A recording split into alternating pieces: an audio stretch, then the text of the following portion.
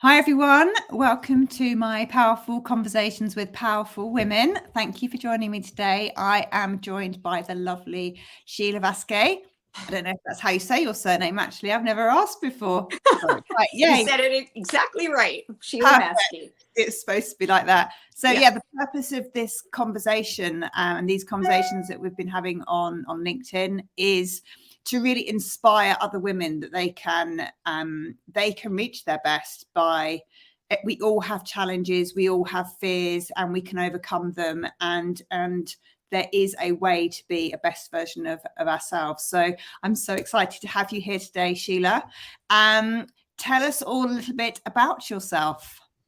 Okay. Well, yep. Sheila Vaske is my name. I am a mom first of two wonderful, amazing daughters, and I'm a serial entrepreneur.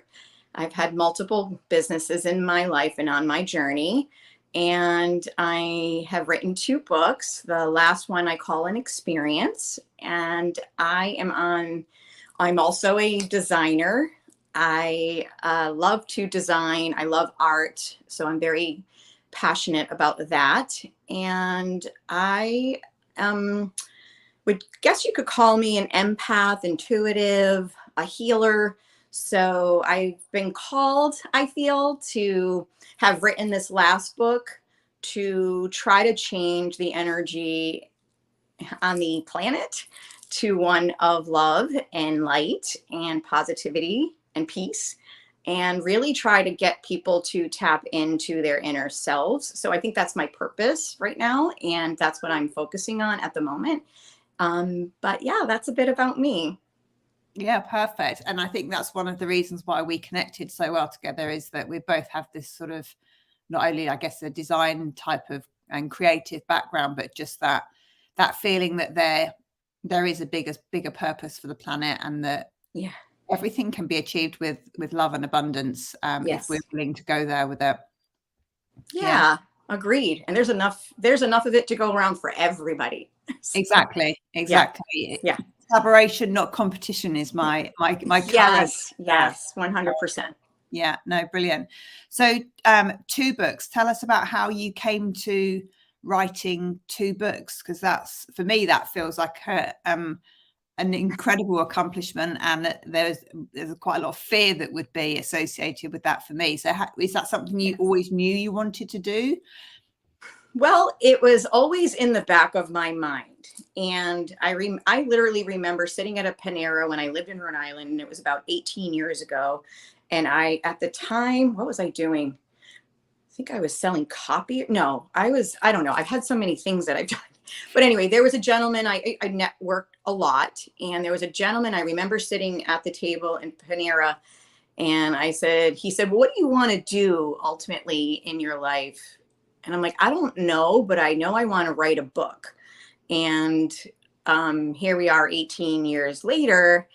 And along my journey, every obstacle, every pivot, every turn, every traumatic thing that I've gone through is like, well, that's just another chapter in my book. So the first book actually was led to me when I lost my prior company, which was a real integral part of my life. I dedicated 9 years to that. That was spiritually, I guess you could say, guided to me. And I thought that was the purpose, that was the mission, which, reflecting back, it was, because he was preparing me for this next chapter, because I learned so much.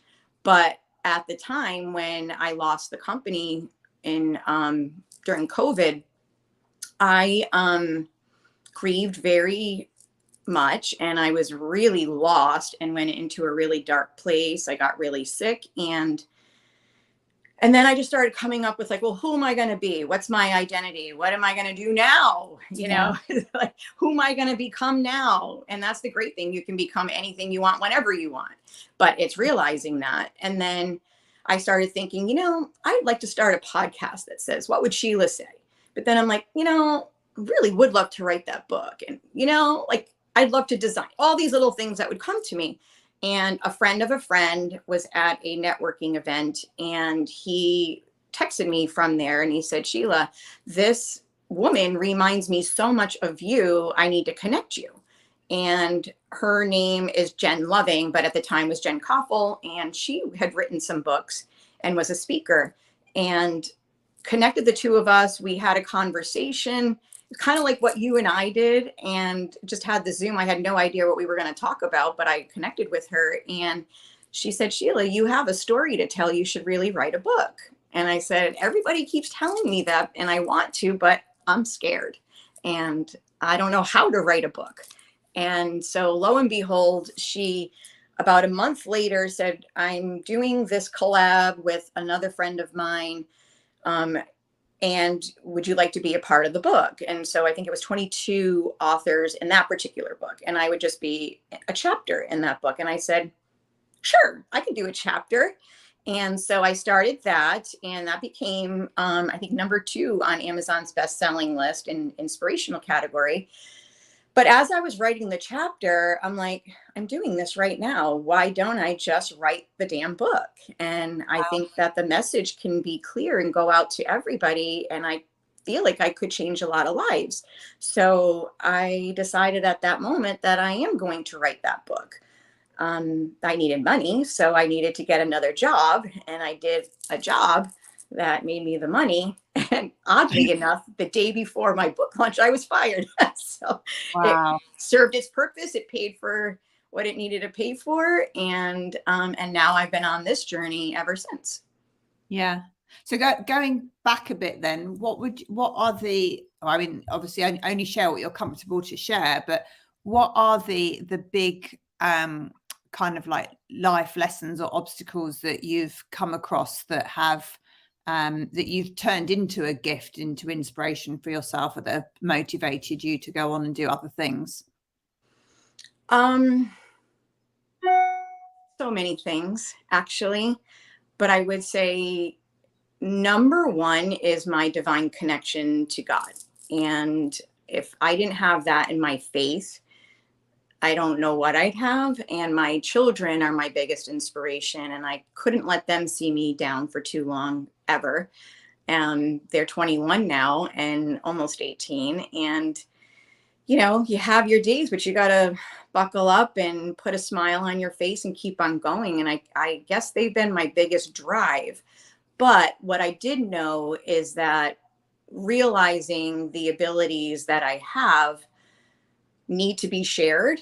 And it's that call, it's that feeling of like, you have to do this, you have to do this, you're chosen to do this, you have to do this. And it's like, okay, I'm going to do it. I'm going to do it. And people are always coming to me for advice. People are coming to me for inspiration or how to get over their hurdle. And I always find myself helping everybody else. And I just figured, well, let me put a little bit of some snippets of things that I had to overcome in that book, so people know the tools I used to get over them. So just sharing that and being vulnerable, that was a hard part for me too. I mean, just writing the book itself was hard, and actually brought up a lot of things I thought I had buried, but didn't. Yeah. That whole process of writing a book just feels it feels like it could be a bottomless pit or a rabbit warren that you disappear down. And once you start writing and get going, how do you know when you're done? Well, you're never done. So, at some point you just have to say it's good enough. Yeah. And, I still wish I could make some changes. I still wish I could make it better. I've read it 7 times myself, and I do it myself every day. So I'm like, oh, I should have put this. I should have put that. This should be better. I'm still critiquing myself, but you know what? That'll be book number 2. So you're never going to be done. You just have to at some point say, I think it's good enough. And you can always tweak it and make it better. But at some point you have to say it's time, and just put it out there and do it. Yeah. I was listening to a podcast last week and they were talking about a similar sort of thing. And they were basically saying that a book is a moment in time, and it is how things were at that point in time, and life is going to keep on going. And and once you've got your head around that, it is that point in time, then it kind of takes some of the pressure off it a little bit as well. Yeah. It's funny. is I was a different person after the book was done than I was when I started. And it's only been a couple months, and I'm a different person today than I was when I launched. So Wow. it's just amazing if you allow yourself to evolve and that's okay, because that serves what it's still great. Yeah. But now I'm like, okay, well, now we need to go above and beyond. So maybe that's 101, and 102 comes next, because I'm different today from the hurdles I've had to face through writing that book and launching that book, and the things that came afterwards. And so it all does change you, and you do evolve. At the end of the day, you evolve. Yeah. Which I think is interesting, because I think there are still lots of people out there that believe that, I am how I am and I can't be changed. But I guess I don't believe that to be true. What would you say to anybody out there who believes they have more in them? What would you say to motivate them to take that first step to changing? Well, I think that stems from fear. Let's face it. And it's funny. I just did a video the other day on my TikTok or Instagram. I don't know which one it was. And my big thing is nothing changes if nothing changes, right? So that's just you feeling fear and scared to go to that next level, because you don't know what that level is. And you don't want to face those fears. You may not want to. Maybe you feel you're not good enough. We're doing this class right now, right? What's our saboteurs? And I'm learning so much from that. And people do have saboteurs, and those are the things that stop them from evolving. And everybody can change if they're willing to. Yeah. So while you're talking about the course, just for those that don't know, this is the mental fitness program that I run, which is founded by Positive Intelligence. So tell us a little bit about how you found just that journey, because I think you're maybe 4 weeks into the 7, something like that. Yeah, I think it's week 4. I think I'm a week behind. I'm like, Claire, I'm your worst student. But you know what? It really, really, I mean, you're never a master of anything. You can become great, but you can always be greater. And I thought I had it all figured out till I met you. And I also started therapy a year ago, and she's brought up a lot in me as well that I've had to reflect upon and change and work on and go places I didn't want to go. And it's about wanting to. And I have seen such a difference just in the 4 weeks we've done this course. And week 1, I won't even count, because I don't think I even opened the program that first week. And I remember my biggest saboteur was exactly the thing holding me back. And I remember reaching out to you like, I can't do this. I can't.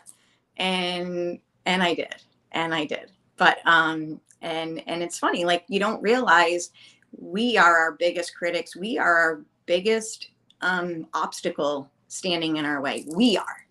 Yeah. Mm-hmm. So what lessons have you, or what have you learned about yourself that you didn't know about yourself a few weeks back? Well, there are things I already knew about myself. It was how to cope with them. And I remember we met on LinkedIn, and we just got on a call and connected, and I fell in love with you. And you asked me some pretty good questions, and that stumped me, which was like, So when you offered the class, I'm like, yeah, I'll take it. But one of the things is realizing when that saboteur is coming up and recognizing it and stopping and pausing and saying, okay, this is what's happening, recognizing it in that moment before I'm reacting out of emotion. That's been the biggest enlightenment, I guess you could say, I've had. Yeah, I agree, because I think it's easy to read something and say, oh yeah, these are ways that we sabotage ourselves. And it's like, yeah, I get it. But until you're actually living it and you're aware of it in that moment, mm-hmm. and then you stop and you make a different choice in that moment, that you're doing these exercises to bring yourself into the present so you can make a different choice. Yes. That's where it's like so so beautiful, because you don't even realize normally that your subconscious or your unconscious mind is like the master of the ship, and it's kind of like taking you down a path without, so you know that you're being sabotaged and you can't do anything to stop it, and it's like, whoa, that's scary. But yeah, just that presence in the moment to take a different choice is so powerful. Yeah, and I'm one to I'm an overachiever and restless. I forget which one that's called. But restless. What is it? The one that can't sit still. Hyperachiever and restless. Yeah. Yeah. And I literally I don't stop until I get sick and God tells me it's time to stop. And I really keep learning the hard way. And at some point, so what I've done is really just cut back my schedule this week and next week for me. And that's a really hard thing for me to do. But I'm like, I can't work this hard, and I'm going to cool it and rest and give my body the repair it needs and not overwhelm myself, because I don't have to work this hard.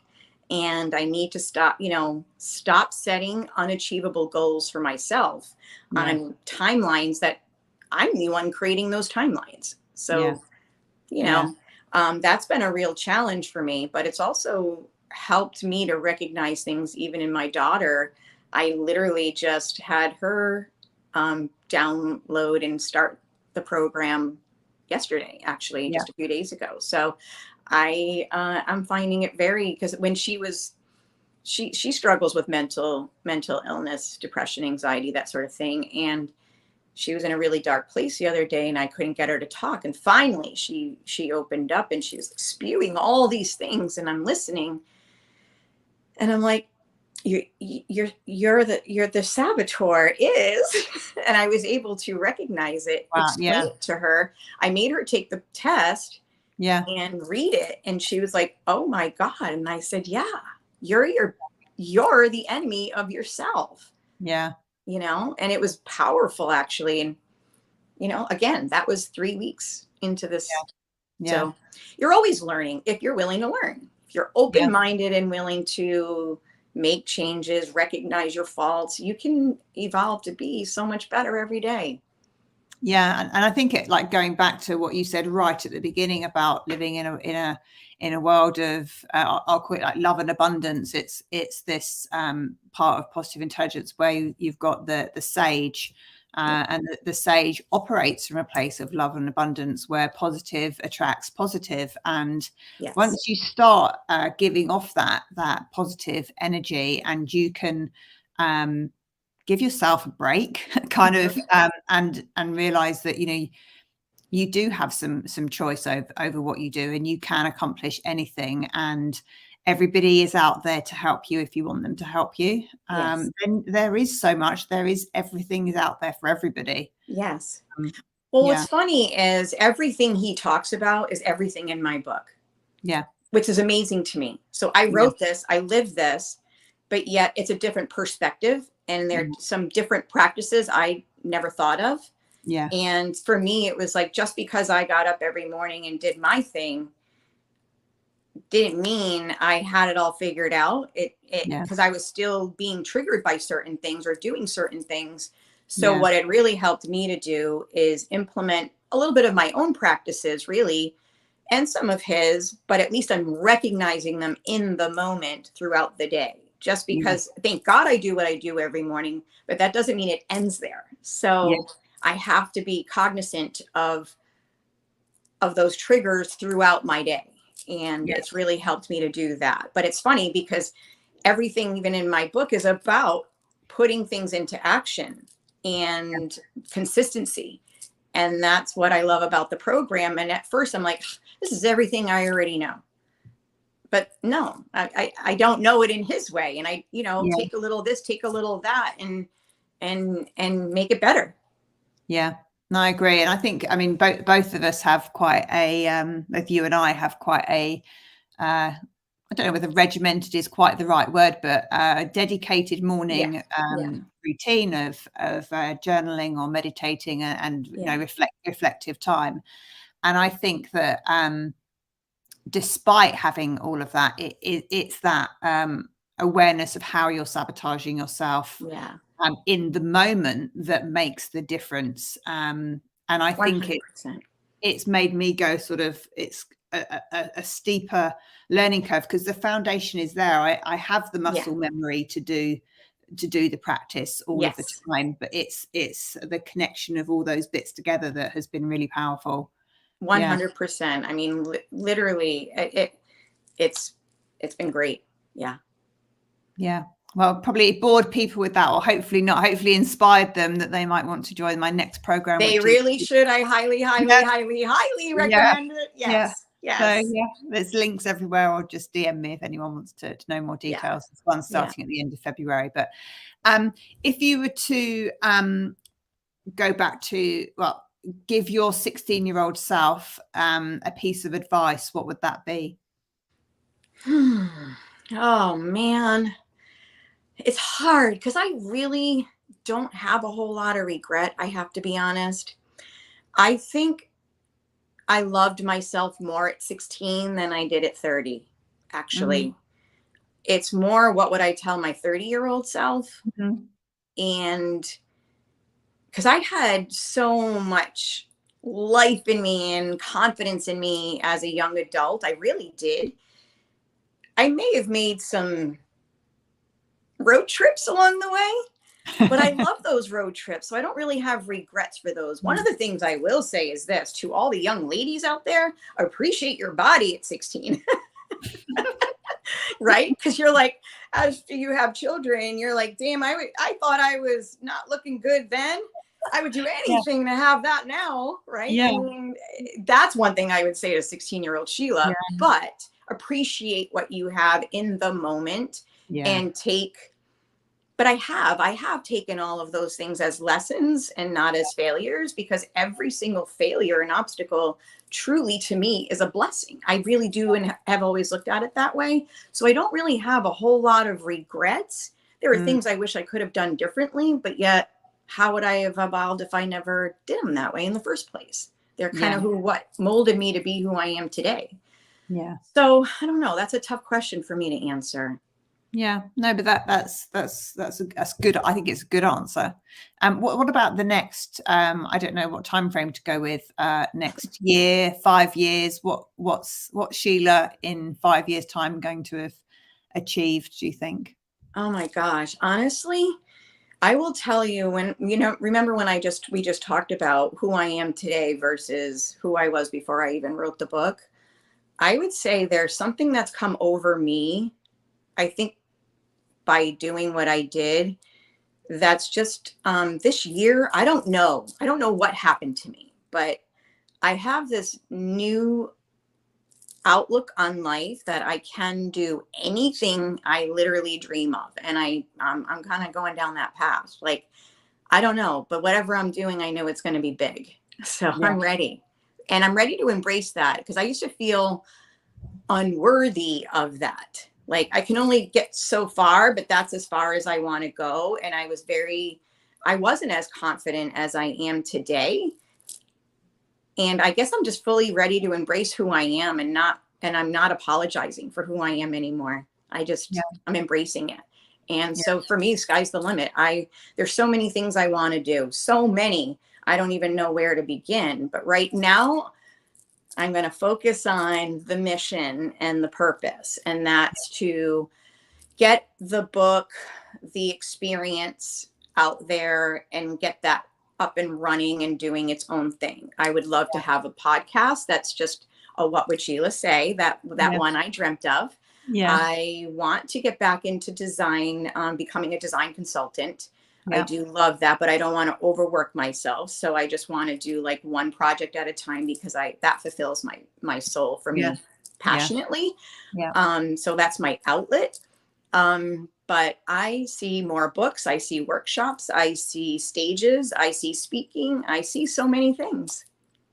Oh, it's awesome. It's really, really inspirational. I can't wait to follow you on your journey of what you get up to. And I hear in that, and again, it's something that you referred to earlier, that there's a lot of intuition in what you do, and trusting your gut. And I think it's something that's really interesting, because I think when I was working in more of a corporate space, and you're sort of bound by the rules, if you like, of the corporation that you're working for, your gut gets shoved into a tiny little corner of you somewhere, and you become numb to it, or there's so much noise around that you can't hear it anymore.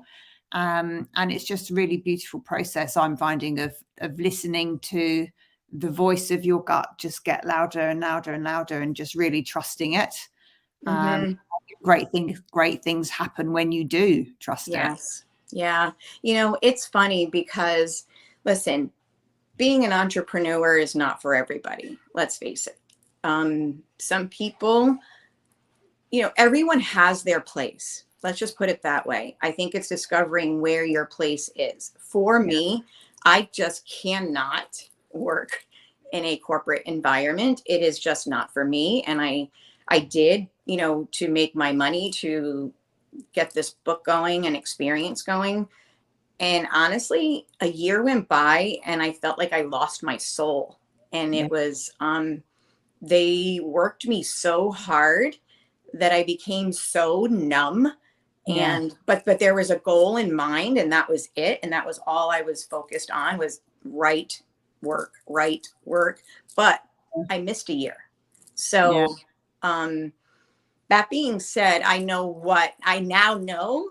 I cannot work for anybody else but me. Yeah. There's something that just came to me when you were saying that about the, you know, about losing your soul.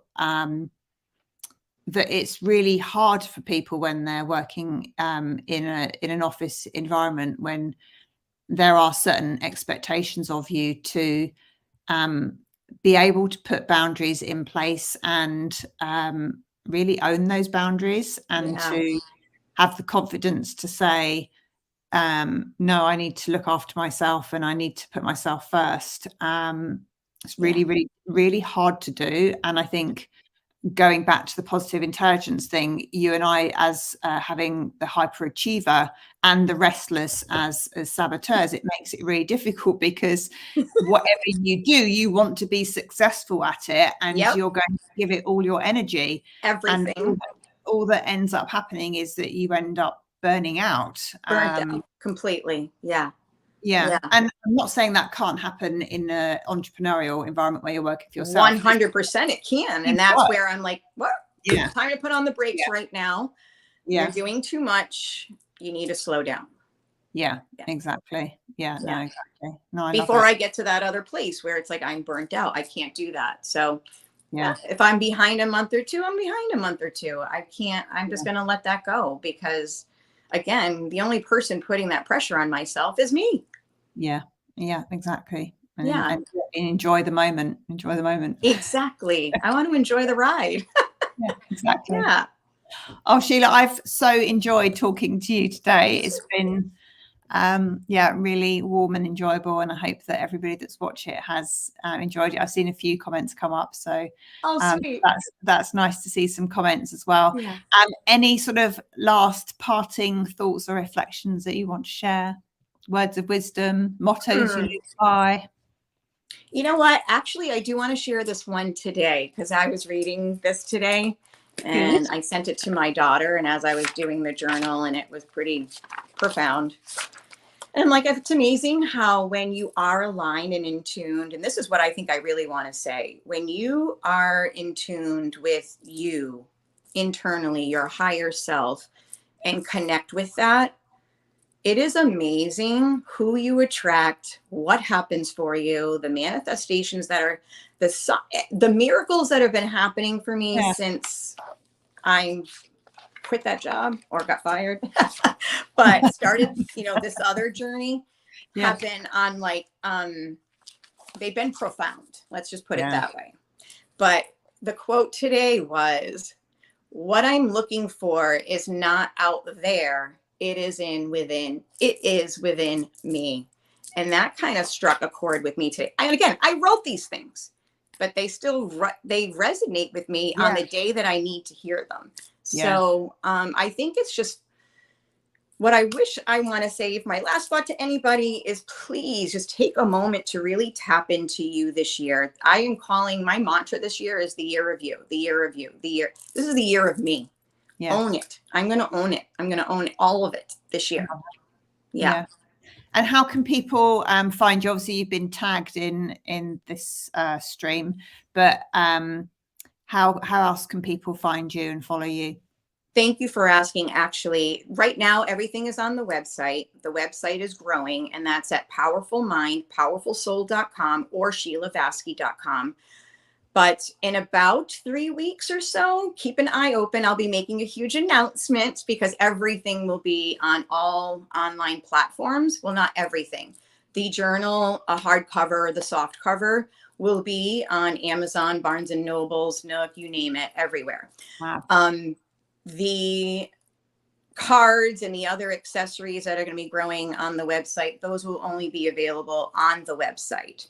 But for right now, everything's available on the website, but everything will be available online everywhere very soon. A few more weeks. Yeah. Somebody's just asking powerfulmind.powerfulsoul.com. Yes. Yes, that's right. Perfect. Yes. That's great. Yep. Wonderful. Well, thank you so much, Sheila. It's been great to talk to you. I know it's not going to be the last time that we talk, so I look forward to the next time as well. But me too. Thank you for being such an inspiration to everybody today. Thank you, Claire. I just want you to know I appreciate you. I'm so glad God connected me to you. So thank you so much. Likewise. Thank you, Sheila. Take care. You too. Bye-bye.